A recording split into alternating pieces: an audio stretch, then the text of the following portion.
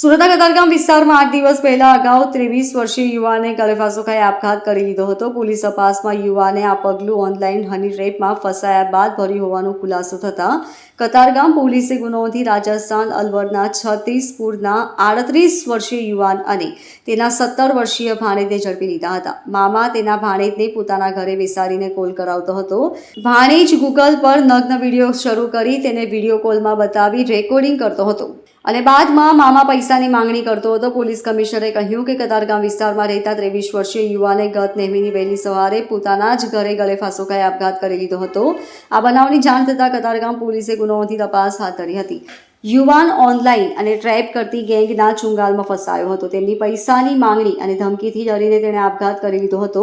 આ ખુલાસા બાદ કતારગામ પોલીસે અજાણ્યાઓ વિરુદ્ધ ગુનો નોંધી તપાસ શરૂ કરી હતી. મોબાઈલ નંબરના આધારે એક ટીમને તપાસ માટે રાજસ્થાન મોકલી હતી. રાજસ્થાન મોકલેલી ટીમે ટેકનિકલ સર્વેલન્સના આધારે ગતરોજ આ ગુનામાં સામેલ બરકત કાલુ ખાન અને તેના ભાણેજ 17 વર્ષનો હોવાથી તેનું નામ જાહેર થયું નથી તેને ઝડપી લીધા હતા. બંનેની પ્રાથમિક તપાસમાં સામે આવ્યું કે બરકત ખાન તેના ભાણેજને પોતાના ઘરમાં બેસાડીને વિડીયો કોલ કરાવતો હતો. માત્ર 10 ચોપડી ભણેલો ભાણેજ વિડીયો કોલ લાગતા અન્ય મોબાઈલમાં ગૂગલ ઉપર નગ્ન વિડીયો શરૂ કરી વિડીયો કોલ બતાવી રેકોર્ડિંગ કરી લીધો હતો. બાદમાં બરકત તેના આધારે સામેની વ્યક્તિને બદનામ કરવાની ધમકી આપી પૈસા માંગતો હતો. હાલ કતારગામ પોલીસે બંનેની પૂછપરછ શરૂ કરી છે. આજે अपना आपने ब्रीफ करवाना एक बहुत अगत्यના મુદ્દા ઉપર जो साइबर क्राइम સાથે રિલેટેડ મુદ્દા છે, જેમાં એક 9 તારીખના રોજ 9 સપ્ટેમ્બરના રોજ આપણા કતારગામ પોલીસ વિસ્તારમાં એક 23 વર્ષના યુવકે આપઘાત કરેલા અને આ યુવક जो अपना ज्वेलरीના कारखानों में जो काम करता था, लेकिन बहुत सीधा અને કોઈ बहुत ज़्यादा એના जो इमेज હતી बहुत सारी इमेज હતી. કોઈને કોઈ નુકસાન કરતા હોય એવું નહીં હતા. એના પર્સનલ બાબતો બી કોઈ એવી બાબતો નહીં હતી જેથી આર્થિક બાબતો બીજી કોઈ બાબતો જેથી જેના લીધે એને સુસાઇડ કરવાની જરૂરત પડી હોય. તો એના લઈને જો જ્યારે એના ઘર પરિવારવાળા મોબાઈલ વગેરેમાં જોયા તો એને ખબર પડી કે એક પ્રોફાઇલ એક એવી છે જેમાં મહિલાના પ્રોફાઇલ જો પરી નામથી હતી, PARI કેપિટલ છે. તો આ પ્રકારની પ્રોફાઇલ હતી જેમાં અમુક જો વાંધાજનક ફોટોઝ હતા જો લડકીઓના. તો આ જોઈને તાત્કાલિક આ લોકોને ડાઉટ થયા, પોલીસને જાણ કરી. આ લોકો કતારગામ PI ચૌધરી પાસે ગયા. આ લોકો તુરત જ ગુના દાખલ કરવામાં આવેલા જોઈએ અને ગુના દાખલ કર્યા પછી જો અમે લોકો જોયા કે આ જો ન્યૂડ આપણા વિડીયોઝ ન્યૂડ ફોટો ભેજીને જો લોકોનો ટ્રેપ કરીને જો પૈસા પડાવવાની આ ગેંગના કામ હતા જોઈએ. આ જેના લીધે જો આ આપણા બદનામીના ડરને લીધે આ આપણા નौजवान જો સુસાઇડ કરેલા જોઈએ.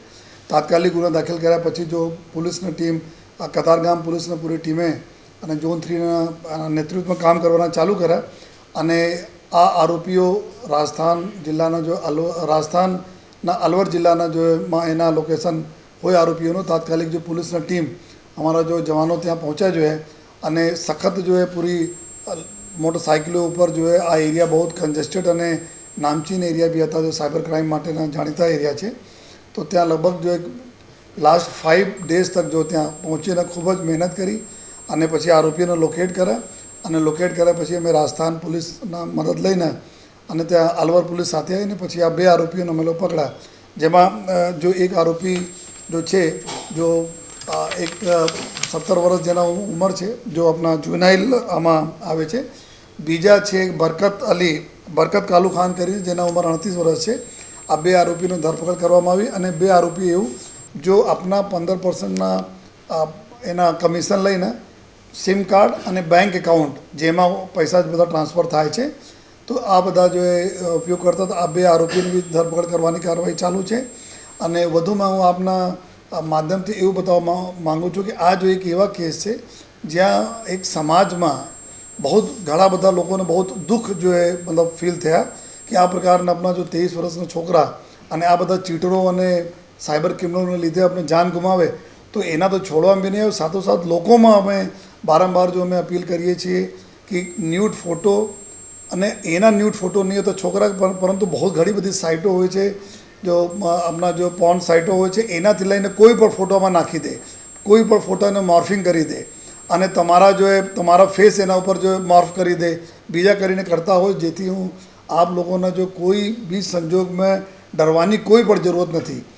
ચાહે આપસે થયા હોય કે નહીં થયા હોય બંને કેસમાં આપ પોલીસના આવશો તો 200% આપને મદદ મળશે અને આપને હું જાણકારી માટે આપના મીડિયાના મિત્રોના માધ્યમથી બતાવવા પણ માગું છું કે છેલ્લા જો કરીબ 3-4 મહિનામાં અમે લોકો ઘણા બધા કેસો એવા આવેલા છે જો કે જેમાં આ પ્રકારના અમુક લોકો તો ફસાઈ પણ ગયા છે, અમુક લોકો તો એકદમ અંજાન હતા લેકિન બ્લેકમેલિંગના શિકાર બનતા હતા.